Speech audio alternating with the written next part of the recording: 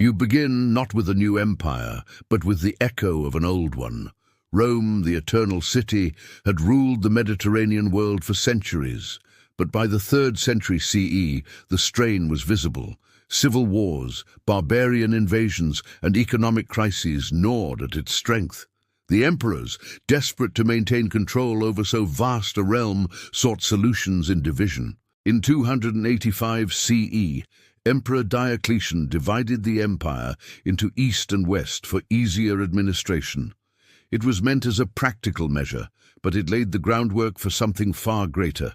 The western half of the empire, centered on Rome, remained plagued by instability, but the eastern half, with its wealthier provinces of Egypt, Anatolia and Syria, thrived by comparison. Its cities were richer, its defenses stronger, and its culture deeply infused with both Greek heritage and Roman law. When Constantine rose to power in the early 4th century, he recognized this strength. In 330 CE, he made a decision that would echo for 1,000 years.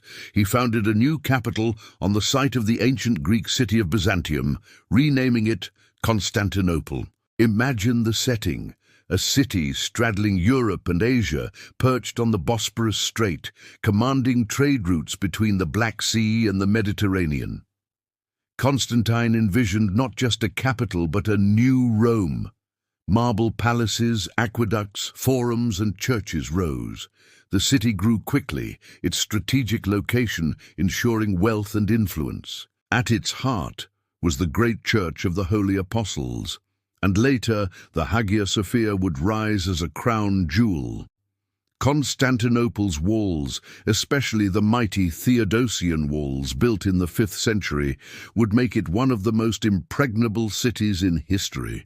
But what made this new Rome distinct was not only geography but spirit. The Eastern Empire retained the Roman legal system, military traditions, and imperial authority, but it spoke Greek more than Latin, absorbed Eastern influences, and tied its identity closely to Christianity. By the end of the 4th century, Christianity had gone from a persecuted sect to the official religion of the empire, thanks in large part to Constantine's conversion and policies. The emperors saw themselves as God's chosen rulers, guardians of both faith and order. Meanwhile, the Western Roman Empire stumbled from crisis to crisis. Germanic tribes pressed against its borders, cities declined, and in 476 CE, the last Western emperor was deposed. Rome had fallen, yet in the East, the empire continued, alive and resilient. This survival gave rise to something new, what we call the Byzantine Empire. They themselves never used the name Byzantine. To them, they were Romans, Romaioi, preserving the legacy of Caesar and Augustus. Yet over time, their empire would evolve into something distinct, blending Roman governance, Greek culture, and Christian faith into a unique civilization. Early centuries tested this identity. Barbarian migrations swept across Europe, but Constantinople held firm. The Huns, Goths, and Vandals battered the West, while the East negotiated, bribed, or fought when necessary. The empire's survival owed much to its diplomacy. Unlike the blunt military force of Rome, Byzantium perfected the art of playing enemies against each other, buying peace with gold when swords failed. They called it a diplomacy of silk and steel. But internal challenges were just as dangerous. The new Christian empire wrestled with defining orthodoxy. Councils were convened, Nicaea in 325, Chalcedon in 451, to debate the nature of Christ, the Trinity, and the authority of bishops. Heresies spread, from Arianism to monophysitism, dividing communities and regions. Emperors took active roles in these debates, seeing themselves as protectors of the Church. Sometimes their interference stabilized unity. Other times it deepened divisions. Religion became both the glue of the empire and one of its great fault lines. In the 5th century, Constantinople became the empire's anchor. The Theodosian dynasty reinforced its prestige, and the city's walls proved their worth when Attila the Hun threatened the region. The empire lost some western provinces to Germanic kingdoms, but it retained Egypt, Syria, and Anatolia, the real economic powerhouses. Grain from Egypt fed the population, taxes from Asia Minor filled the treasury, and trade across the Mediterranean enriched its merchants. The 6th century loomed, and with it the chance for Byzantium to shine as the true heir of Rome. For now, you see an empire rising from the ashes of its Western counterpart, resilient, wealthy, and ambitious. Constantinople's golden domes glitter against the horizon, its gates bristling with soldiers, its people walking the forums as if Rome itself had never fallen. Here lies the seed of a civilization that will endure for over a millennium, shaping both East and West in ways its founders could scarcely imagine. The stage is set. The empire has found its footing. What remains is to see how far it can stretch its power and how long it can hold its fragile balance between Rome's legacy and its own unique destiny. Now you step into the age of one of Byzantium's most remarkable rulers, Justinian I, who reigned from 527 to 565 CE. His era is often remembered as both a dazzling high point and a time of devastating strain, a paradox that perfectly captures the Byzantine way.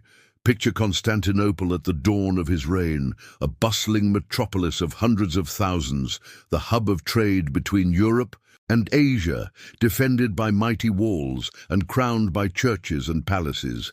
Into this stage walked Justinian, a man of humble origins from the Balkans, propelled to power by ambition, intelligence, and his uncle, Emperor Justin. Beside him stood his equally extraordinary wife, Theodora, a former actress who became empress, advisor, and co-ruler in all but name. Their partnership defined the age. Justinian saw himself not just as Emperor of the East, but as the rightful ruler of all Rome. The Western Empire may have fallen, but in his eyes, it was his duty to reclaim it. His reign, therefore, became one of relentless ambition, military, legal, religious, and architectural. You first witness his most enduring legacy, the Corpus Juris Civilis, or body of civil law. Justinian ordered his jurists to collect, systematize, and codify centuries of Roman law. The result was a monumental work that became the foundation of legal systems across Europe for centuries to come. Even today, echoes of Justinian's codification survive in modern law. But law was only one pillar of his grand vision. Justinian was determined to reconquer lost Roman lands. His brilliant general Belisarius led campaigns in North Africa against the Vandals, swiftly toppling their kingdom. Then he turned to Italy, waging long wars against the Ostrogoths. Rome, Ravenna, and much of the peninsula were reclaimed, though at immense cost. In Spain, Byzantine armies captured parts of the south from the Visigoths. For a fleeting moment, Justinian restored the dream of a united Mediterranean under imperial rule. Maps glowed with renewed Roman glory. Yet conquest drained the treasury and exhausted soldiers. The wars in Italy dragged on, leaving cities devastated and populations weary. The dream of restoration was fragile, sustained only by Constantinople's wealth and Justinian's relentless will. Back home, the empire faced turmoil. In 532, Constantinople erupted in the Nika riots, sparked by chariot racing factions in the Hippodrome. What began as a sporting dispute spiraled into rebellion against Justinian's rule. For days, the city burned, and mobs demanded the emperor's overthrow. Justinian faltered, ready to flee, but Theodora refused. "Royalty is a fine burial shroud," she declared, urging him to stand firm.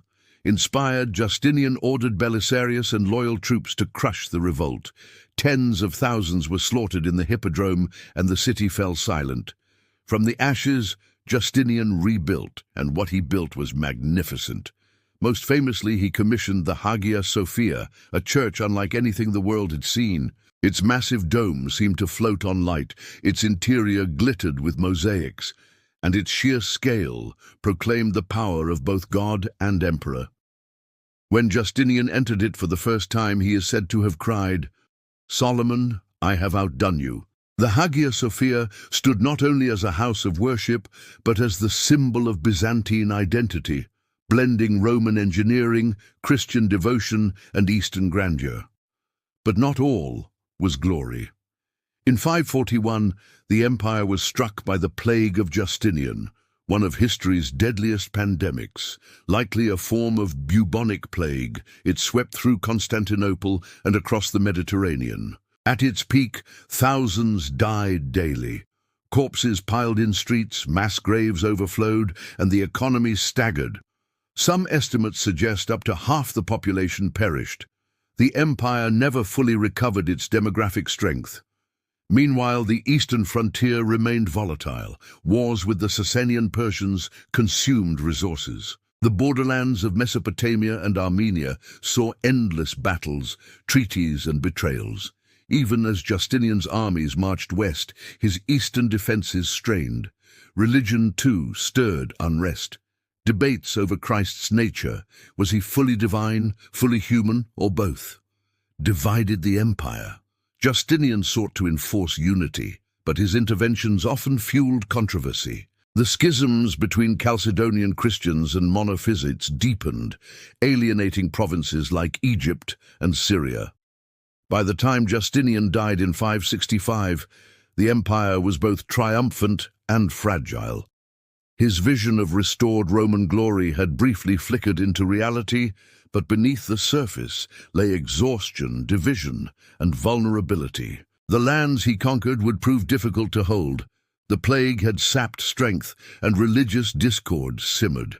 Yet his achievements, the Hagia Sophia, the codified law, the very idea of Byzantium as a world power, endured. When you look back, Justinian's reign feels like a turning point, the moment Byzantium reached outward with dazzling ambition, achieving wonders, only to reveal the cracks that would define centuries to come. It is the paradox of Byzantium itself, resilient yet fragile, glorious yet troubled, eternal yet always under siege. After Justinian's death, the Byzantine Empire faced a reality check. The dream of a restored Roman Mediterranean quickly faded, and new storms gathered. As you move into these centuries, the empire's greatest struggles aren't only on the battlefield, but within the soul of its faith. Religion, always central to Byzantine identity, now becomes a crucible, shaping politics, society, and even art. At the heart of Byzantium stood Christianity, but defining the true faith was anything but straightforward. Since the Council of Chalcedon in 451, the empire had wrestled with Christological debates. Was Christ one nature or two, divine, human, or both? To you today, these disputes might sound like abstract theology, but in Byzantium, they were questions of cosmic order, loyalty, and imperial legitimacy. A wrong stance could split provinces, provoke rebellion, or invite invasion. The eastern provinces, Egypt, Syria, and Armenia, leaned heavily toward monophysitism, the belief in Christ's single divine nature. Constantinople and the official church upheld Chalcedonian orthodoxy, affirming both human and divine natures.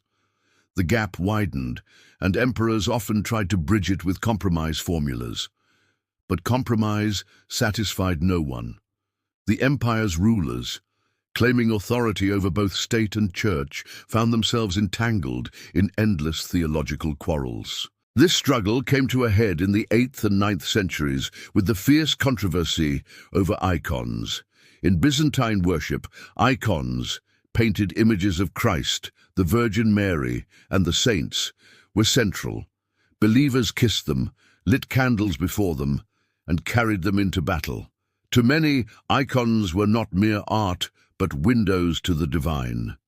Yet to others, they smacked of idolatry. In 726, Emperor Leo III ignited the iconoclast controversy by banning the veneration of icons. He and his supporters, the iconoclasts, argued that goddess transcendence could not be captured by human art, and that worship through images violated the commandments. They ordered icons destroyed, mosaics whitewashed, and painters silenced. For more than a century, waves of destruction and restoration rocked the empire.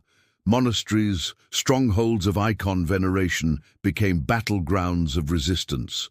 Some monks paid with their lives, others with exile or mutilation.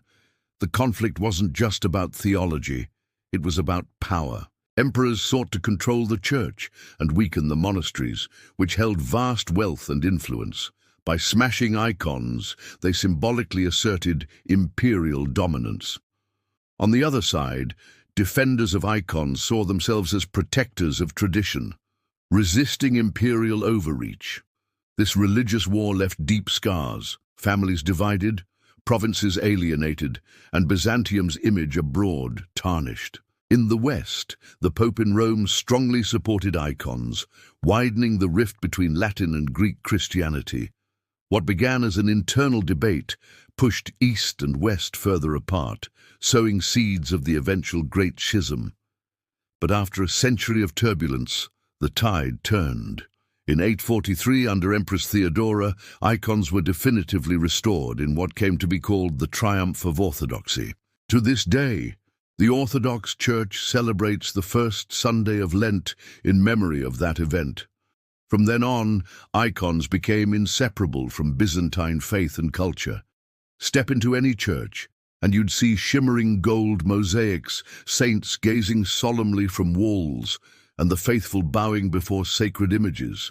The battle had been fierce, but it had forged a defining feature of Byzantine identity. Yet while Byzantium wrestled with theology, external dangers mounted. The 7th century had already delivered a shattering blow, the rise of Islam.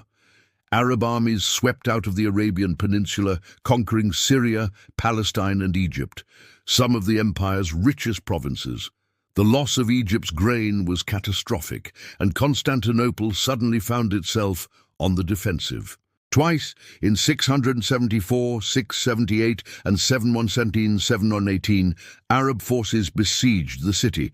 In those desperate nights, the empire unleashed its secret weapon, Greek fire, a flammable liquid hurled from siphons that burned even on water.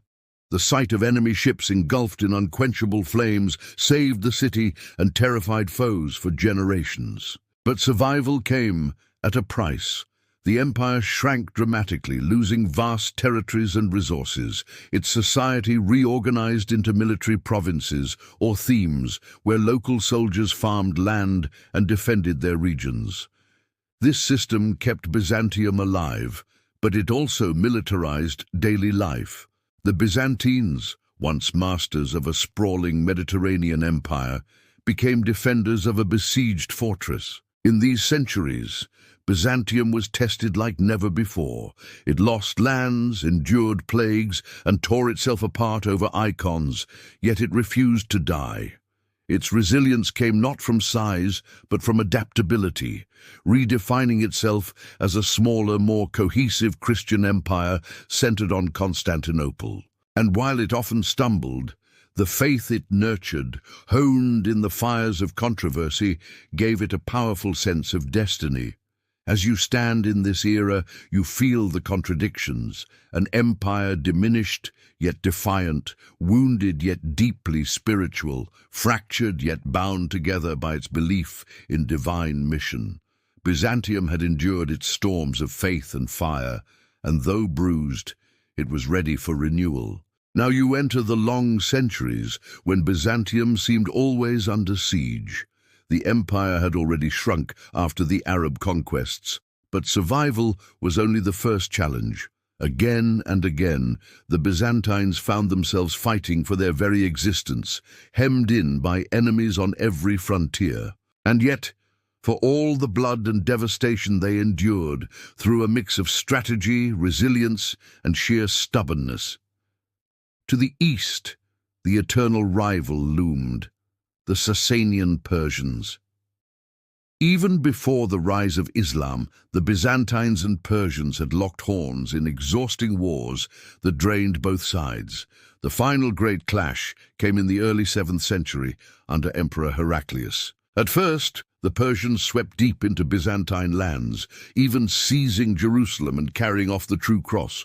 Constantinople trembled, but Heraclius, brilliant and daring, struck back. Between 622 and 628, he led daring campaigns deep into Persian territory, shattering their power. The Byzantines triumphed, only to see their exhausted empire stagger almost immediately under the new tidal wave of Arab expansion. Victory against Persia had saved them only long enough to face an even greater threat. The Arab conquests reshaped the empire. Syria, Palestine, Egypt, and much of North Africa were lost forever. These weren't just provinces, they were the wealthiest, most fertile lands of the empire. Their loss meant a smaller tax base, fewer soldiers, and a more fragile economy. Byzantium became by necessity a leaner state. It reorganized into the theme system, where provinces were governed by military commanders responsible for defense and land distribution. It was a desperate adaptation, but it allowed Byzantium to survive for centuries as a compact, militarized state. But the Arabs weren't the only threat. In the Balkans, Slavs and Bulgars poured into imperial territory. The Balkans, once dotted with Roman cities, became a frontier of constant raids and resettlements. The Bulgars, in particular, carved out a kingdom that became a formidable rival. For generations, Byzantium fought bloody wars against them, sometimes gaining the upper hand, often suffering humiliating defeats. Emperors rode into battle personally, and more than once, Byzantine armies were annihilated in the mountain passes of the Balkans. And still, the empire stood. Constantinople, with its towering Theodosian walls, became the anchor of survival. Siege after siege tested its defenses. The Arabs besieged it twice, in campaigns lasting years. The Bulgars threatened it. Later, the Russes sailed their longships down the rivers of Eastern Europe, appearing suddenly before its harbors. Yet every time, the city held. The walls, the clever use of Greek fire, and the empire's uncanny diplomatic skill turned back even the fiercest enemies. Diplomacy became as important as warfare. The Byzantines mastered the art of playing rivals against each other, buying peace with gold, and dazzling foreign envoys with the splendor of the imperial court. In the great palace of Constantinople, barbarians and princes alike were awed by mechanical lions that roared, thrones that lifted emperors into the air, and glittering mosaics that proclaimed divine favor.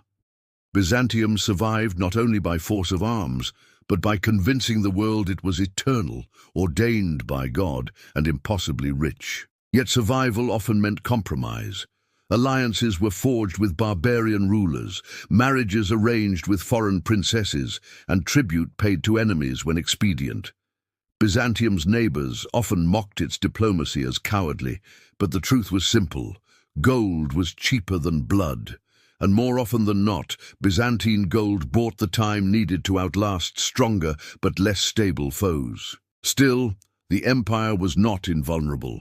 In 1071, centuries after Heraclius, the Byzantines faced disaster at the Battle of Manzikert against the Seljuk Turks.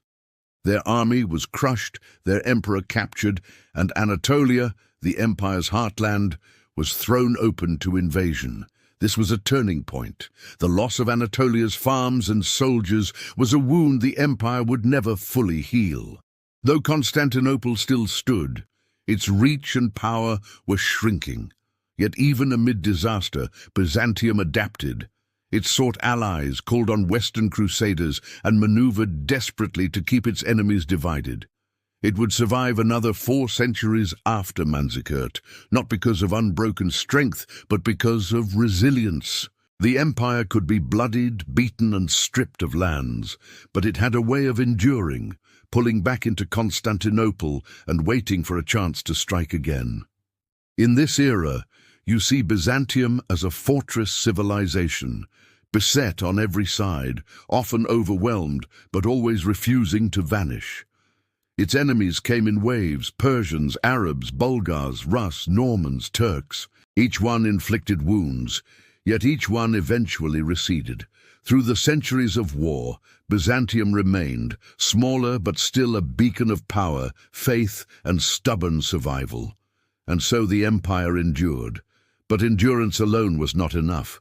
In the centuries ahead, Byzantium would rise again, not just as a survivor but as a flourishing power. Out of war and chaos would come a renaissance, a flowering of culture, art, and military might. For a time, it would seem the empire was reborn. Having survived centuries of turmoil, invasions, and theological strife, Byzantium entered a period that historians often call its Macedonian Renaissance. Beginning in the late 9th century with the rise of the Macedonian dynasty, the empire seemed to rediscover its confidence. For nearly 200 years, from around 867 to 1056, the Byzantines enjoyed a golden age of culture, learning, and military resurgence. After centuries of mere survival, they once again projected strength and brilliance. It began with Basil I, founder of the Macedonian line. His rise was almost mythical. Born of humble peasant origins in Thrace, he clawed his way to power through charm, skill, and ruthless ambition. By the time he seized the throne, the empire was weary but intact, and Basil's energy reinvigorated it. Under him and his successors, Byzantium expanded its frontiers, stabilized its finances, and reasserted control over rebellious provinces. One of the dynasty's most remarkable rulers was Basil II, remembered as the Bulgar slayer. His reign from 976 to 1025 represented the apex of Byzantine military might in the Middle Ages. The long struggle against the Bulgarians culminated in his crushing victory at the Battle of Clydion in 1014, where thousands of captured soldiers were blinded and sent back to their king, an act both brutal and symbolic. By the time Basil died, the empire stretched from the Danube to Syria, controlling vast lands and commanding respect across Europe and the Near East. It was Byzantium's last great territorial peak. But this era wasn't only about conquests, it was also a cultural and intellectual flowering. The Byzantine court became a beacon of learning. Scholars collected and copied ancient Greek manuscripts, preserving classical knowledge that might otherwise have vanished. Philosophy, rhetoric, and science were studied in Constantinople's schools. Artists adorned churches with glittering mosaics and ivory carvings. Diplomats dazzled foreign envoys with ceremonial pageantry that reinforced the empire's image as the civilized center of the world. Religion remained central, but it was during this period that the growing tensions between East and West became undeniable. The Byzantine Church and the Roman papacy had long drifted apart, culturally, linguistically, and politically. Byzantium's clergy spoke Greek, the West spoke Latin. Byzantium's liturgy allowed married priests. Rome demanded celibacy. Doctrinal disputes, from the use of leavened bread in communion to the wording of the Nicene Creed, might seem small, but they carried immense symbolic weight. The rivalry for spiritual authority over Christendom sharpened. In 1054, this rift erupted in the Great Schism. Papal legates and the Patriarch of Constantinople excommunicated each other, formalizing the split between the Roman Catholic Church and the Eastern Orthodox Church. Though practical cooperation would continue at times, the unity of Christendom was broken. The Byzantines, proud of their Orthodox faith, saw themselves as the true heirs of Christian tradition, while the West increasingly viewed them as rivals or even heretics. Externally, Byzantium's diplomacy reached dazzling heights. Imperial princesses were married into foreign courts, forging alliances with the Rus, Bulgars, and even the Holy Roman Empire. Constantinople's prestige drew traders, mercenaries, and pilgrims from every corner of Europe and Asia. To walk through its markets was to see the world's wealth in miniature. Spices from India, furs from Russia, silks from China, and gold from Africa. But beneath the brilliance, cracks remained. The success of Basil II was personal. After his death, weaker rulers failed to maintain his grip, The aristocracy grew stronger, monopolizing land and power. Peasants, once the backbone of the theme system, lost their lands, weakening military recruitment. Corruption seeped into administration, and while the empire glittered on the surface, its foundations slowly eroded, and beyond the horizon, new powers gathered. In the east, the Seljuk Turks, newly converted to Islam, were rising as formidable warriors. Their incursions into Anatolia threatened the very heart of Byzantium strength. In the west, the Latin Christian world, energized by the papacy, began dreaming of crusades to reclaim holy lands. Byzantium's golden age was real, but it was also precarious. Still, in this Macedonian Renaissance, you see the Byzantines at their most confident. Scholars preserving the wisdom of Greece, generals marching victorious into battle, emperors hosting glittering ceremonies that left visitors awestruck. It was a moment when the empire could almost believe it had recaptured its ancient glory. But as so often in Byzantine history, triumph contained the seeds of future trials. For now, however, the empire stood resplendent, a bridge of cultures, a guardian of orthodoxy, and a powerhouse that seemed once again destined to endure. The Macedonian Renaissance had given Byzantium a new glow, but as you move forward into the later 11th and 12th centuries, the cracks in that brilliance widen. What begins as a proud empire still shimmering with wealth and prestige soon becomes an empire tested by arrogance, division, and the strange partnership, then betrayal, of the Latin West. These centuries are dominated by the Crusades, those vast movements of knights and peasants from Europe, and Byzantium's uneasy relationship with them.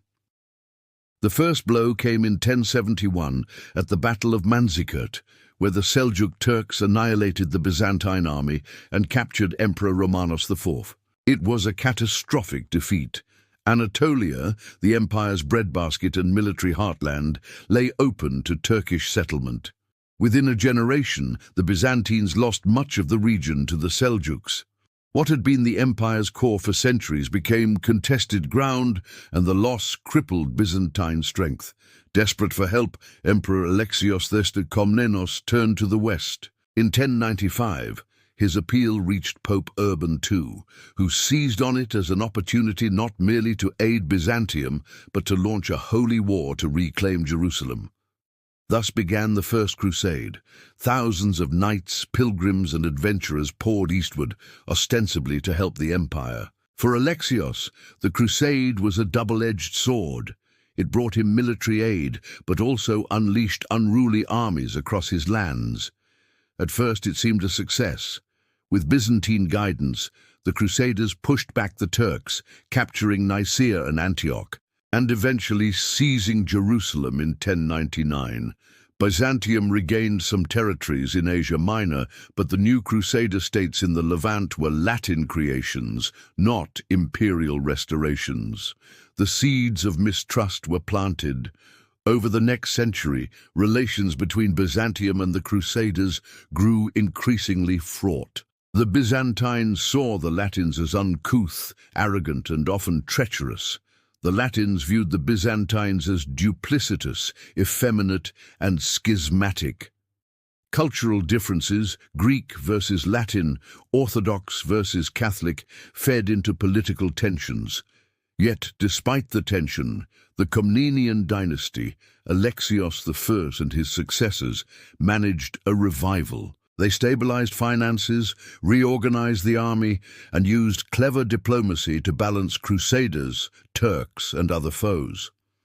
Under Manuel I Komnenos in the mid-12th century, Byzantium even seemed to regain something of its old swagger. He hosted lavish tournaments, married into Western dynasties, and dreamed of reclaiming lost territories. But his ambitions outstripped his resources, and defeats in Anatolia and the Balkans exposed the limits of revival. By the late 12th century, internal strife returned with a vengeance.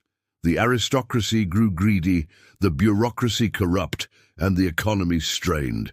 Provinces drifted from central control, and emperors came and went with dizzying speed, often through violent coups. Meanwhile, new threats loomed. The Normans of Sicily raided the empire, the Venetians manipulated trade, and the Turks remained entrenched in Anatolia. The Crusades, instead of saving Byzantium, became another scourge. By the time of the Third and Fourth Crusades, relations had broken down almost entirely. Latin crusaders, frustrated with Byzantium's caution and suspicious of its motives, turned their hostility inward. The stage was set for one of the darkest episodes in Byzantine history. But even in decline, the empire was not insignificant.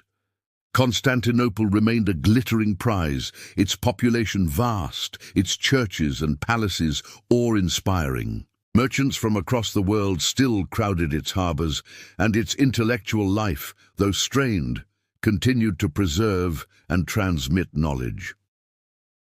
Byzantium in this period was a paradox, weakened militarily and politically, yet still the most dazzling city of Christendom. As you stand at the threshold of the 13th century, the empire feels like a candle burning brightly, but unevenly, its flame flickering in the winds of external pressure and internal weakness. It still commands respect, but the foundations are crumbling. The Latins are no longer allies, but potential predators, and the Turks grow stronger just beyond the horizon.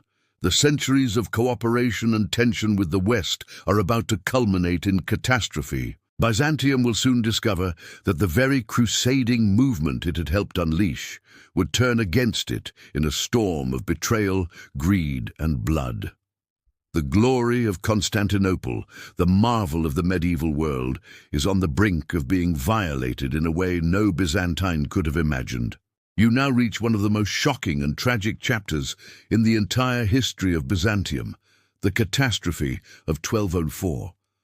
For centuries, Constantinople had stood as the richest, most majestic city of Christendom, a place of legend for Western Europeans who dreamed of its golden mosaics, its endless treasures, and its holy relics. But in the spring of that year, the unthinkable happened. Crusaders, who had once been allies against the Muslim world, turned their swords against the very empire they were meant to defend. The Fourth Crusade forever changed Byzantium, leaving scars it would never fully heal. The disaster had its roots in both politics and economics. The Crusaders, on their way to the Holy Land, had amassed debts to the Venetians, whose fleet they had hired to transport them. Unable to pay, the Crusaders were manipulated into serving Venetian interests. At first, this meant attacking Christian cities like Zara, but soon their attention turned to Constantinople. Byzantine politics at the time were chaotic. Claimants to the throne sought foreign aid, and Latin leaders saw an opportunity to profit from the empire's instability. When the Crusaders finally arrived before the Theodosian walls in 1203, it was under the pretense of restoring a deposed emperor, but events spiraled out of control. By April 1204, greed and fury overcame restraint. The Crusaders breached the walls and stormed Constantinople in a frenzy of violence. For 3 days, they looted, burned, and desecrated the city. Churches were stripped of treasures, relics carried off to the west, palaces plundered, civilians massacred.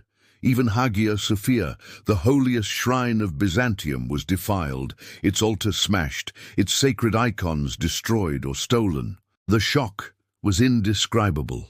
Byzantines had long viewed the Latins as crude but ultimately fellow Christians. To see their city violated not by Muslims but by Crusaders was a betrayal beyond measure.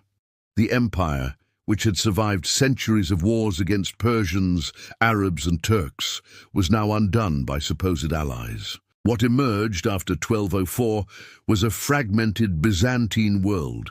Constantinople became the capital of the short-lived Latin Empire, ruled by Western knights. But Byzantines did not vanish. They regrouped in exile, forming successor states: the Empire of Nicaea, the Despotate of Epirus, and the Empire of Trebizond. These states carried the torch of Byzantine culture and identity, determined to one day reclaim their capital. It was Nicaea that proved most resilient. Under leaders like Theodore Lascaris and John III Vatatzes, it preserved Orthodox traditions, rebuilt a functioning government, and held on to Anatolian territories.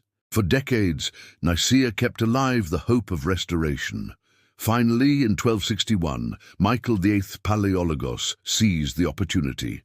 While the Latin garrison was absent, his forces retook Constantinople and the Byzantine Empire was reborn. But it was a rebirth in name more than substance. The city Michael re-entered was not the dazzling Constantinople of old, but a shadow of its former self, its population reduced, its riches stripped, its grandeur scarred. The empire that emerged from the ashes of 1204 was weaker, poorer, and far more vulnerable. The Palaiologan dynasty, which ruled from 1261 until the final fall in 1453, presided over a bittersweet era. There was cultural revival. Art, literature, and theology flourished, creating works of profound beauty. Scholars studied ancient texts, laying foundations that would later influence the Renaissance in Italy. But politically and militarily, Byzantium was a ghost of its former self. The empire was now hemmed in by new powers, the rising Ottoman Turks in Anatolia and the ambitious kingdoms of the Balkans. Economically, Byzantium had become dependent on Italian merchants, Venetians and Genoese, who controlled much of its trade. The emperor's authority shrank to Constantinople and scattered territories, often reliant on diplomacy and shifting alliances rather than real strength. The catastrophe of 1204 had done more than damage the empire. It had broken its spine. The Byzantine state that had once commanded vast armies and glittering wealth was reduced to a fragile remnant, trying desperately to hold on to survival. The betrayal by the Crusaders had shown that Byzantium could no longer rely on Christian solidarity. From now on, its fate would be shaped by its own resilience and by the rise of new, more powerful neighbors. As the 14th and 15th centuries dawned, the empire lingered on, still proud, still clinging to its Orthodox faith and imperial traditions. But the long shadow of 1204 never lifted. The empire that returned to Constantinople in 1261 was Byzantium in name, but the Byzantium of Justinian and Basil the Good was gone forever. You now arrive at the empire's last act, the long twilight of Byzantium, when the once mighty state, reduced to a fragile shadow, faced its final reckoning. For nearly 2 centuries after the recovery of Constantinople in 1261, the Byzantines struggled to preserve what little remained of their inheritance. But the forces arrayed against them were too great, and the will of destiny seemed to press toward an inevitable conclusion. The restored Byzantine Empire under the Palaiologan dynasty was never what it had been. Constantinople itself, once the most populous city in Christendom, was half empty. Its great avenues overgrown with weeds, many of its palaces in ruins. The empire's treasury was drained, and its rulers were forced to grant extraordinary privileges to Italian merchants, Venetians and Genoese alike, just to maintain trade. As a result, much of the city's commerce was siphoned off into foreign hands, weakening Byzantium's economic base even further. Politically, the empire was beset by civil wars.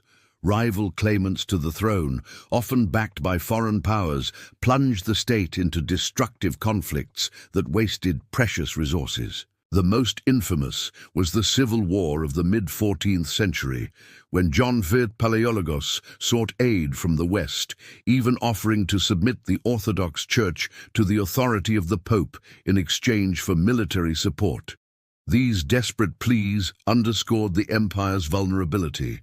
Meanwhile, a new and formidable enemy was rising, the Ottoman Turks. Emerging from the small frontier beyliks of Anatolia, they proved more disciplined, more unified, and far more ambitious than earlier Turkish states. By the mid-14th century, they had crossed into Europe, capturing key fortresses in Thrace and advancing steadily into the Balkans. One by one, Byzantine territories fell, The empire was reduced to little more than Constantinople itself, along with a few scattered holdings like the despotate of the Morea in the Peloponnese. Yet even in its decline, Byzantium retained cultural brilliance. Palaiologan art reached extraordinary heights, with stunning frescoes and icons that still inspire reverence today. Scholars in Constantinople studied ancient Greek texts, and as the empire crumbled, many carried their learning westward, fueling the spark of the Renaissance in Italy. The Byzantines, even in defeat, ensured that the wisdom of the classical world would not be lost. But culture could not save the empire from conquest. The Ottomans, under Sultan Murad Thafur and later Bayezid I, pressed relentlessly on its borders. The Byzantines were forced into vassalage, paying tribute and watching as their once mighty neighbors became their masters. Temporary reprieves came, such as after the defeat of the Ottomans by Timur at Ankara in 1402, but these were only pauses, not rescues. By the mid-15th century, all eyes turned to Constantinople, the last jewel still beyond Ottoman grasp. Its ruler, Constantine the Palaiologos, stood as the final emperor of a line stretching back to Constantine the Great. His city, though still magnificent in its walls and churches, was impoverished and surrounded. Appeals for aid went out once more to the west. Some help came, small contingents of Genoese, Venetians, and other volunteers, but nothing close to the scale needed. The schism between East and West, still bitter after centuries, could not be bridged by desperation alone. In 1453, the end came. Sultan Mehmed II, young but determined, brought an enormous army, perhaps 80,000 strong, and an arsenal of artillery, including massive cannons capable of battering even the legendary Theodosian walls. For weeks, the city endured bombardment and assaults. The defenders, vastly outnumbered, fought with desperation, knowing there would be no escape. On May 29, 1453, Constantinople fell. The final assault broke through the walls, and the Ottomans poured into the city. Constantine XV is said to have cast off his imperial regalia and fought to the death, his body never definitively identified. Hagia Sophia, the great cathedral, was converted into a mosque. The Byzantine Empire, which had endured for over 1,000 years, was gone. Yet its legacy was not erased. The empire had been a guardian of Roman traditions, a preserver of Greek learning, and the cradle of Orthodox Christianity. Its art, law, and theology shaped civilizations from Russia to Western Europe. The Renaissance itself owed much to Byzantine scholars who fled westward. Even in death, Byzantium continued to influence the world. The fall of Constantinople was not just the end of an empire, it was the end of an era. For centuries, Byzantium had stood as a bridge between East and West, ancient and medieval, Roman and modern. Its passing marked the close of the Middle Ages and the dawn of a new world dominated by new powers. But as long as the domes of Hagia Sophia rise above Istanbul, the memory of Byzantium endures. Now that you've traveled through the rise and fall of the Byzantine Empire, step back and consider the sweep of its story.